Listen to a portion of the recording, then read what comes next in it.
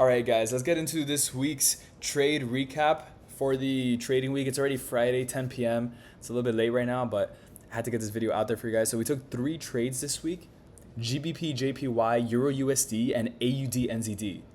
This was a great trading week. So although we had a loss, it's fine, right? As long as we have our positive risk to reward and we can maintain that, we're good. So let's start off pretty much like from the first trade of the week, which was pound yen. The risk to reward on this was very good. So look, here's the thing. I knew this wasn't the highest quality trade, and I called that out from the very beginning. Not necessarily being a perfect setup because we didn't have 2 lower highs. So something that's like technically supposed to happen is this was a head and shoulders. The market should have continued down, formed a new low below 216.6, and then on the next pullback, there is where we could have entered in short.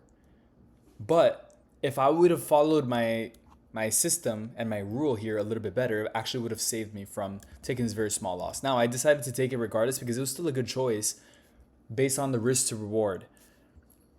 The risk to reward was effectively like a 1 to 10 based on where I closed out. I only closed out at a loss of about 20 points. 20 points on a potential reward of over 200 points.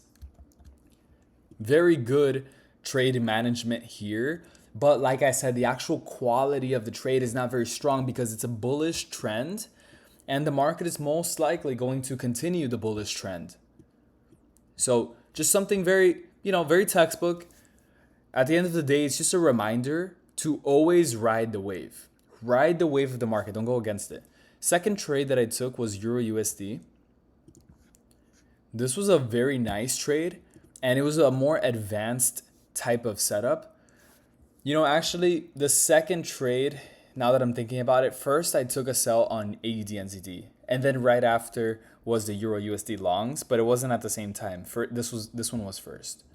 This one I ended up closing out at a 1-to-1 risk to reward ratio. Let's kind of break down a little bit of the reason why. This one was a textbook ride the wave setup. We're going short. We're going with the overall momentum.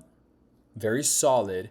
And I want you guys to notice the psychological level 1.20 and how the market started to hold at that area. So the second that we start to show signs we're breaking below 1.20, it's obviously a lot more likely to continue down. I think that was a very good sell. Following the trend, I closed out at a 1-to-1 because it was taking so long to play out.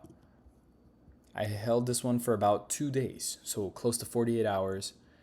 Still made the same amount as the risk, 1-to-1. And essentially, if I would have continued to hold this, it could have played out for almost a full 1-to-3 at this point.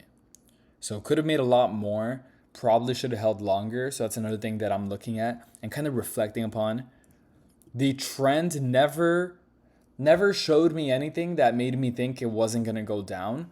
It was more so just the fact that it was kind of slow here at the beginning to start to go down. Now we can actually talk about the huge one, which was EuroUSD. This was the fastest trade of the entire week. And I do think that some news started to come out. Now, this move itself was not news. But after that New York session, after that day, which there happened to be news, but the follow-up wasn't news. It was just a continuation of the move up.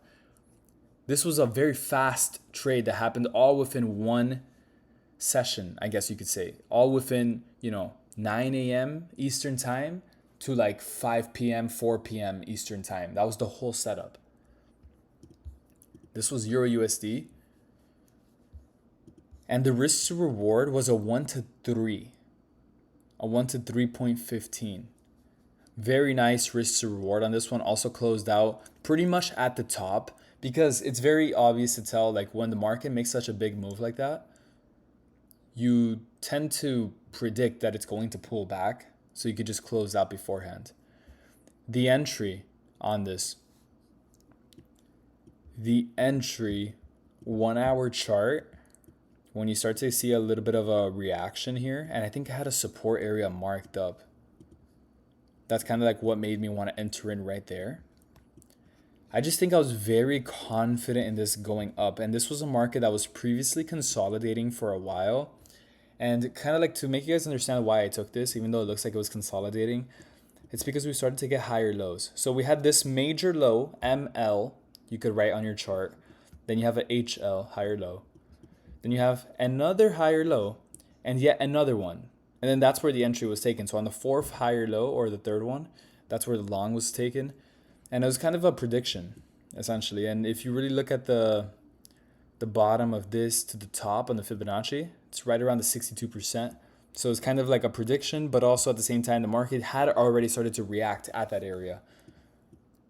Just not in a very, obvious way. It was starting to react in it in a very subtle way. And then from there, if you know it's a strong support, you can just enter in.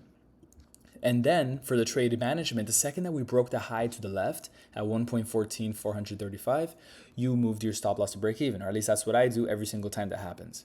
Moved my stop loss to break even, boom. And then we hit take profit shortly after. So this was a very nice trade. As you see, the candle itself that went all the way up happened between 1 to 2 p.m. So that wasn't when the news came out. The news came out at 8:30. But I think it was an example where, since the news wasn't the most high impact in the world, it was the US dollar, but it wasn't super, super high impact. It was, I think, a red folder, but one of the lowest red folder news events. So it wasn't NFP, FOMC, CPI. It wasn't any one of those three. That's why I decided, you know what? I'm okay with taking this entry here. But this ended up being the biggest trade of the week, and this was a very nice week. And then I looked for trades on Thursday and Friday, and I didn't really find anything. So just, maintained that high win rate. So we're looking good so far. Going to continue to make these updates. So yeah, let's go. I'll see you guys in the next video.